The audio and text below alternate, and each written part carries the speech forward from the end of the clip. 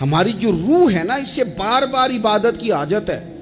آج لوگ ڈپریشن اور ٹینشن کے مریض ہو کے جاتے ہیں نفسیات کے ڈاکٹر کے پاس، وہ کہتا ہے مراقبہ کرو، تھوڑی دیر اکیلے بیٹھو، سو جاؤ، یہ والا کام کرو، آنکھیں بند کرو، فلاں کرو، دیر تک میں تمہیں بتاتا ہوں، دیکھنا سکون ہو جائے گا۔ اس سے زیادہ بہتر یہ نہیں جو طریقہ رب رسول نے بتایا ہے کہ ذرا سر سجدے میں رکھو نا تھوڑی دیر، ذرا ہاتھ اٹھا کے وہ باتیں جو مراقبے میں جا کے سوچنی ہیں وہ ساری یوں ہاتھ کر کے، میں نے پہلے بھی کہا تھا پھر کہتا ہوں، میں ایک دفعہ ایک ڈاکٹر صاحب کے پاس بیٹھا تھا، اپنی والدہ کو لے کے گیا، تو وہ ایک ڈاکٹر صاحب ایک بزرگ سے کہہ رہے تھے کہ آپ میرے 15-12 سالوں سے پیشنٹ ہیں، میں آپ کو ایک ہی بات کہتا ہوں کہ دل کی باتیں کہہ دیں کسی سے، کہہ دیں کسی سے، آپ دل ہلکا کر لیں، سکون ہو جائے گا۔ تو وہ کہنے لگے ڈاکٹر صاحب نہیں کچھ گلاں کنوں دسیے، پردے ہوندے نے، کچھ نجی اور ذاتی باتیں ہیں کس سے کہیں؟ تو میں نے کہا جی میں ڈاکٹر تو نہیں ہوں لیکن طالب علم ہوں دین کا، اگر آپ اجازت دیں تو کسی کے بیچ میں بولنا تو نہیں چاہیے، تو میں بات ایک کر لوں۔ کہنے لگے کر لیں۔ تو میں نے کہا بابا جی واقعی کچھ باتیں ذاتی اور نجی ہوتی ہیں، کسی سے کہی نہیں جا سکتی، لیکن حل بتایا نا ہمیں اللہ رسول نے، جو کسی سے نہیں نہ کہہ سکتے وہ مصلی بچھاؤ اور اپنے رب سے کہہ دو ساری، وہ رسول کائنات کی بارگاہ میں کہہ دو ساری، ایک دفعہ نکالو، کہو ان سے، کسی سے کہو گے تو وہ اپنی مرضی کا تبصرہ کرے گا، رب رسول سے دکھ کہو گے تو اللہ رسول رحمت والا معاملہ فرمائیں گے، کہہ دیں جو دل میں ہے۔ سب سے پہلی بات اہل بیت نبوت کے اندر جو آپ کو ملے گی وہ اللہ تعالیٰ کی عبادت ہے،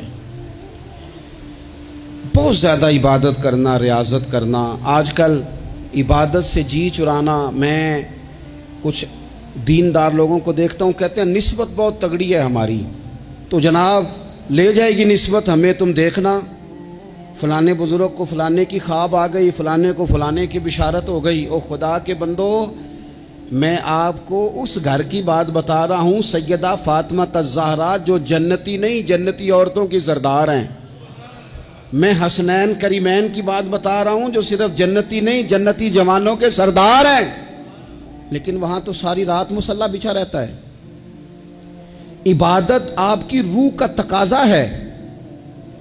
مہنگے سے مہنگا موبائل خرید کے لے آؤ، بہترین مال خرچ کر کے آپ اس کو لے آؤ، لیکن اگر آپ اس کی بیٹری کو چارج نہیں کرتے بار بار تو وہ آپ کو کام نہیں دیتا۔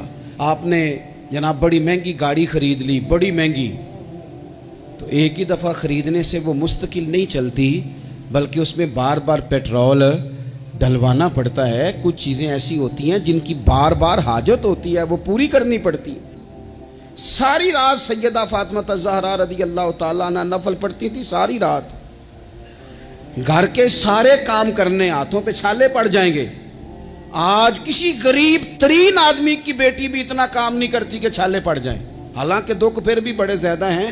آپ جس سے بھی کہیں گے وہ کہیں گے بیٹی بڑی تکلیف میں ہے، روتی بڑا ہے، لیکن اتنی مشقت کوئی بھی نہیں کرتی۔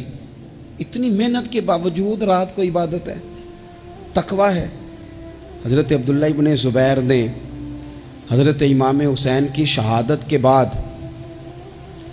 جب خطاب کیا تو اہل کوفہ کے وہ لوگ جو تلواریں لے کے نکلے تھے، آپ ان سے فرمانے لگے کوفیو تم نے پتہ ہے کس شخص کو قتل کیا ہے؟ میں حسین ابن علی کو جانتا ہوں، میں نے اپنی آنکھوں سے دیکھا ہے۔ یہ ذرا حضرت عبداللہ ابن زبیر کے جملے ہیں۔ فرمانے لگے میں نے انہیں دیکھا ہے، وہ لمبے لمبے سجدے کرتے تھے، وہ لمبا رکوع کرتے تھے، لمبا قیام کرتے تھے، وہ اکثر نفلی روزے رکھتے تھے۔ کثرت سے عبادت اہل بیت کا طریقہ ہے۔ کچھ سجدوں کا ذوق بنائیں، کچھ مزاج بنائیں عبادات کا۔ دوسری بات اہل بیت نبوت کے اندر جو بڑی اہم اور بڑی خاص تھی وہ تھی اللہ کی مخلوق کی خدمت۔ ہمارے ہاں کچھ لوگ دعائیں مانگتے ہیں پہلے، یا اللہ مجھے عطا کر، میں بڑا تیرے بندوں پہ نثار کروں گا، میں بڑا قربان کروں گا، میں بڑا دوں گا، لیکن پھر جیسے ہی ان کے پاس مال آتا ہے ان کے خرچے بھی زیادہ ہو جاتے ہیں۔ اللہ نے وسعت دے دی ہے، بڑا مال دیا ہے، گاؤں والے گھر سے شہر والے گھر آ گئے، اب مال تو اور زیادہ ہے، کہاں خرچ کریں؟ تو ٹھیک ہے، امام حسین فرمایا کرتے تھے ایک لمحے کے لیے، یہ سنو میرے امام کا قول، فرمایا کرتے تھے ایک لمحے کے لیے کسی غریب کی مدد کر، اللہ پورا مہینہ نفلی اعتکاف بیٹھنے سے تجھے زیادہ ثواب عطا فرمائے گا۔ کسی کے آنسو پوچھ، کسی کے آنسو پوچھ، غم حیات کے ماروں کا احترام کرو، غم حیات کے ماروں کا احترام کرو، غم حیات کے ماروں کا، اہل بیت نبوت کا اسوہ نور دیکھو، اللہ کی مخلوق کی خدمت، اللہ کی مخلوق کے ساتھ محبت۔ امام حسین کے پاس ایک سائل آیا 1 دینار مانگنے، امام حسین فرمانے لگے ٹھہر جا، تھوڑا سا انتظار کر۔ شام ہو گئی، وہ بیٹھا رہا، 5000 اشرفیاں 5 تھیلوں میں بھری ہوئی حضرت سیدنا امام حسین رضی اللہ تعالیٰ عنہ کے پاس لائی گئیں۔ تو حضرت امام حسین رضی اللہ تعالیٰ عنہ نے نا، وہ اس نے تو دیکھے نا، مانگنے والے کو تو پہلے بندہ تلاش کرتا ہے کہ ٹوٹے پیسے ہیں کہیں، پھر دیتا ہے۔ امام حسین کے پاس 5000 اشرفیاں آئیں 5 تھیلیوں میں، اور بظاہر حالت یہ تھی اس وقت کہ 1 اشرفی بھی نہیں تھی دینے کے لیے۔ 5 تھیلیاں آئیں بھری ہوئی پیسوں کی، 5 کی 5 پکڑا کے نہ مانگنے والے کو، ساتھ فرمانے لگے معاف کرنا یار، تجھے شام تک انتظار کرنا پڑا ہے، یہ دیکھو خود بھیک دیں خود ہی کہیں منگتے کا بھلا ہو، یار ذرا معاف کرنا، تجھے شام تک انتظار کرنا پڑا۔ وہ جو مزاج ہے سخاوت کا، وہ جو انداز ہے سخاوت کا، اور یہ جو حضور سے انہوں نے لیا تھا نا۔ ایک دفعہ نا حضرت فاطمہ الزہرا رضی اللہ تعالیٰ عنہ اپنے دونوں شہزادوں کو لے کے نا تو نبی پاک کی بارگاہ میں گئیں۔ آتے ہیں نا بہت سارے نواسیاں نواسے آتے ہیں، کئی دفعہ ان کے ابا جی بھیجتے ہیں، کہتے ہیں لے جاؤ اپنی ماں کو تے نانے نوا کو حصہ دے وے تہاڈا۔ ویکھو جی مینوں کچھ نہیں چاہیے، جو دینا نے اپنی دھی نوں دینا نے، اور دینا بھی چاہیے، بیٹی کا بنتا ہے۔ اور میں درجنوں اور بیسیوں بار کہہ چکا ہوں، جو 5 مربے کا مالک ہے اس کی بیٹی کا بھی حصہ ہے، اور جو 5 مرلے کے مکان میں رہتا ہے اس کی بیٹی کا بھی حصہ ہے۔ اور وہ بھی بڑے سمجھدار ہیں، جن سے حصہ مانگا جاتا ہے وہ کہتے ہیں تیرا بیاہ نہیں کیا، تیرا کہاں سے حصہ آ گیا، لے جا حصہ، پھر میرا مرے کا منہ نہ دیکھنا۔ تو میرا اس بیٹی سے مشورہ ہے کہ دیکھنا بھی نہیں چاہیے ایسے ظالم کا منہ، رہنے دو۔ جو شریعت کے اصول کی مخالفت کرے اور بیٹی کو حصہ نہ دے، نہ دیکھو منہ اس کا، کوئی ضروری ہے دیکھنا، لیکن حصہ لو۔ یہ وہ حصہ ہے جائیداد میں جو اللہ نے مقرر کیا ہے، اللہ کے رسول نے مقرر کیا ہے۔ یہ کسی شخص کے ایموشنل بلیک میل کرنے سے ختم ہو سکتا، یہ نہیں ختم ہو سکتا۔ بیٹی کی شادی کر دیا تو وہ جو 5 دفعہ بیٹے نے پیسے اجاڑے ہیں تیرے کاروبار میں، وہ بھول گئے؟ کیا کہا تھا میاں صاحب نے؟ کہنے لگے تیاں لئی پردیس وے بابل تے پتراں لئی جاگیراں،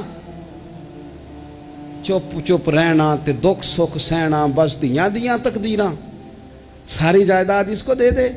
اور میں نے یہ دیکھا ہے کہ بعد میں جو اس طرح کے ظلم کرتے ہیں وہ کئی ظلموں کا شکار ہوتے ہیں، انہیں جواب دینا پڑتا ہے۔ آمدام برسر مطلب حضرت سیدہ فاطمہ رضی اللہ تعالیٰ عنہ اپنے دونوں شہزادوں کا بازو تھاما، امام حسن اور حسین کا، اور حضور کی بارگاہ میں لے گئی، دنیا مانگنے نہیں، دولت کے لیے نہیں، جائیداد کے لیے نہیں، کہا حضور میں شہزادے لائی ہوں، میرے بچوں کو کچھ دیجئے۔ تو حضور فرمانے لگے فاطمہ، حسن کو میں نے اپنی ہیبت اور سرداری دی، اور فرمایا حسین کو میں نے اپنی جرت اور سخاوت دی، دے دی میں نے دونوں چیزیں۔ اللہ تبارک و تعالیٰ نے پھر ان کو حضور کی عطا سے وہ فیاضی دی، سخاوت، عبادت، اور تیسری بات غریب پروری۔ جو آدمی ان پڑھ اور غریب ہوتا ہے نا، وہ سمجھدار نہیں ہوتا، اس کے گھر کے برتن صاف نہیں ہوتے،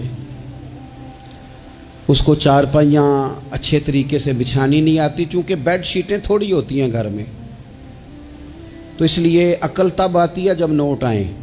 بے وقوفاں دے نوکر ویکھے دانش مند سیانے، یہ مطلب گاڑی گھر میں آ جائے تو چھوٹے چھوٹے بچوں کو بھی چلانی آ جاتی ہے۔ جس گھر میں موٹر سائیکل ہو بچوں کو سیکھنی نہیں پڑتی، لیکن اگر شے ہی کوئی نہ ہو، میں کسی شخص سے بیزار نہیں ہو سکتا، کیونکہ ایک ذرہ بھی تو بیکار نہیں ہو سکتا۔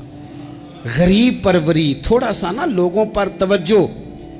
ہمارا لہجہ غریب کے حق میں، وہ سیانا نہیں، اسے بات نہیں کرنی آتی، اسے نہیں پتا کہ میں نے کس طرز کے ساتھ بیٹھنا ہے اور کس نخرے کے ساتھ میں نے پلیٹ میں ڈالنا ہے۔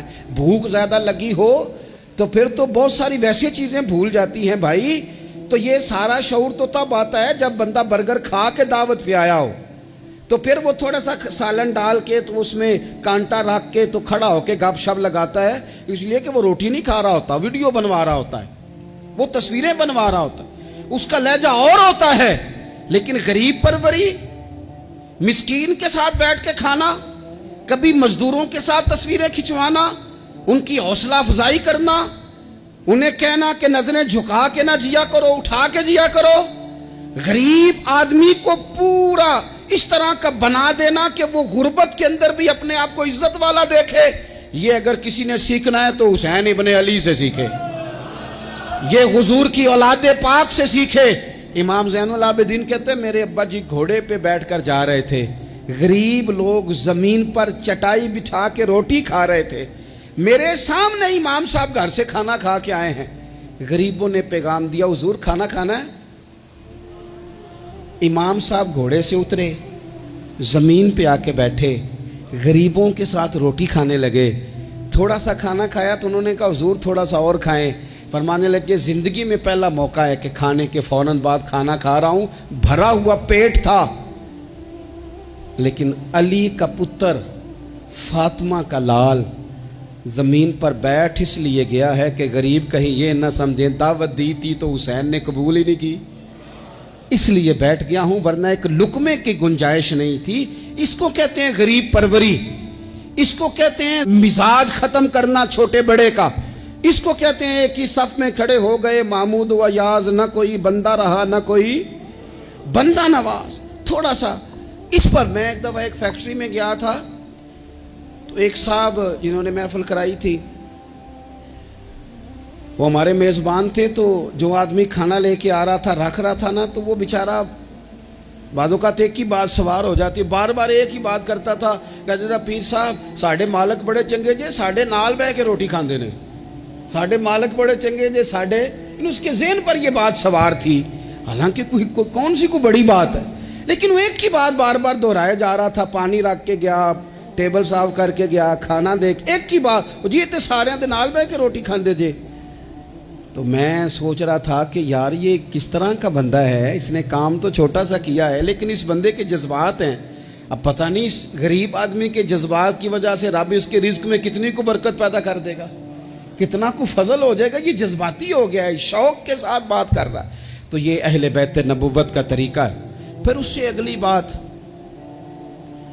اہل بیت نبوت کے طریقے میں آپ کو ملے گی کہ سادگی، عاجزی، انکساری، بالکل مختصر سے اللہ کی عطا پر بھی بہت زیادہ، حالانکہ ان پر تو بڑی عطائیں تھیں، لیکن مختصر سی خواہشات، کھجور کی چھال کی بنے ہوئے ٹوپی پہن کے حضرت مولا علی شیر خدا رضی اللہ تعالی عنہ نماز پڑھ لیتے تھے، اور اونٹ کے بالوں کی بنی ہوئی چادر اوڑھی ہے، اونٹ کے بالوں کی بنی ہوئی، اور سیدہ فاطمہ چکی پیس رہی ہیں، کنز المال میں موجود ہے۔ نبی پاک علیہ السلام نے انہیں دیکھا، ہلکے سے آنسو حضور کی آنکھ میں آئے اور 2 جملوں میں بات ختم کر دی، فرمایا فاطمہ زندگی میں اسی پر گزارا کر، اللہ جنت میں ساری نعمتیں تیرے لیے دروازے کھول دے گا، اسی پہ گزارا کر۔ سادگی، حضرت امام حسن کے کپڑوں کو پیوند لگے ہوئے ہوتے تھے، اپنے بود و باش جب بندہ بہت مہنگی کر لیتا ہے تو اس کا اپنا خرچہ بڑا بڑھ جاتا ہے، اس نے کرنا کرانا کیا ہوتا ہے۔ اور اس سے اگلی بات یہ تھی کہ جذبہ جہاد بہت زیادہ تھا۔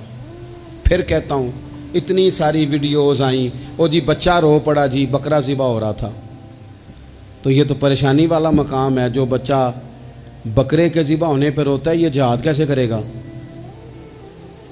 اندر سے اٹھ کے دروازہ بند کرتی ہے اماں، کہتی ہے پتر دروازے پہ نا فلانا بندہ گلی میں ظلم کر رہا ہے، باہر نہیں جانا، ہماری کوئی لڑائی ہے، ہم نے نہیں، بالکل تو باہر، تو نے نہیں نکلنا باہر، یعنی ظلم ہوتا ہے تو ہوتا رہے، جبر ہوتا ہے تو ہوتا رہے۔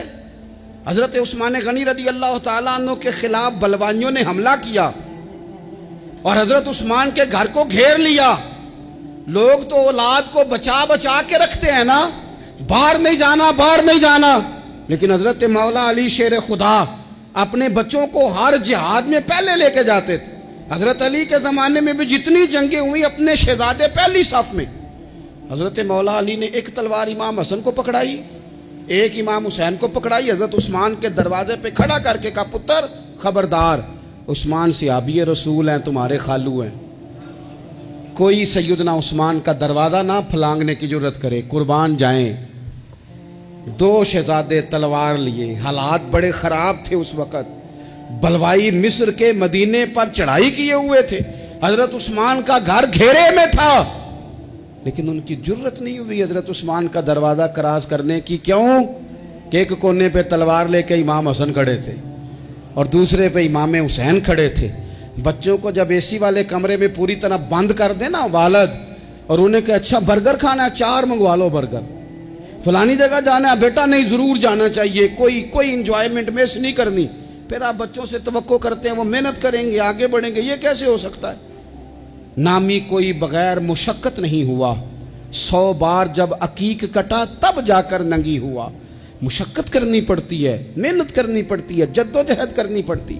تو جذبہ جہاد بہت زیادہ تھا، اور جس چیز کی ہمیں بڑی زیادہ ضرورت ہے، بڑی زیادہ، وہ ہے صبر اور استقامت۔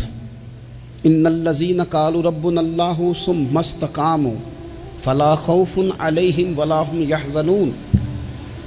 رب فرماتے ہیں جن لوگوں نے کہا اللہ ہمارا رب ہے، پھر وہ ڈٹ گئے، انہیں نہ کوئی خوف ہوگا نہ وہ غمگین ہوں گے۔ ہمارے پاس سارا کچھ ہے، صبر اور استقامت نہیں۔ ایک پورا دن نہیں بھوکے گزار سکتے ہم لوگ۔ ایک ذرا سی ٹینشن آتی ہے، ایک ٹینشن تو لوگوں کو میں نے دیکھا ہے کہ زندگی کی ساری خوشیاں داؤ پہ لگا دیتے ہیں۔ ہمیں بالکل صبر کرنا نہیں آتا۔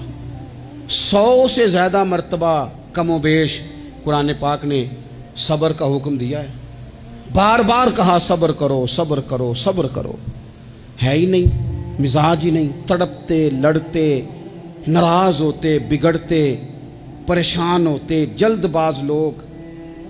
ایک عجیب سی معاشرے کے اندر کھینچا تانی ہے، چونکہ حوصلہ نہیں، صبر نہیں، استقامت نہیں۔ ایک بندہ آج ایک فیصلہ کرتا ہے، سویرے وہ فیصلہ بدل دیتا ہے، کل وہ کسی کے بارے میں کچھ اور کہہ رہا تھا، آج کچھ اور کہہ رہا ہے۔ ہمارے مزاجوں میں استقامت نہیں، ٹھہراؤ نہیں، ہمیں ٹھہرنا نہیں آتا۔ حالانکہ نبی پاک علیہ السلام نے فرمایا ہے اللہ کو وہ کام زیادہ پسند ہے جو تھوڑا کیا جائے پر روز کیا جائے۔ پتھر پہ پانی پڑے متصل تو بے شبہ گھس جائے پتھر کی سل۔ پتھر میں کبھی کوئی چیز سوراخ نہیں کر سکتی، اور پانی تو سوراخ کر ہی نہیں سکتا۔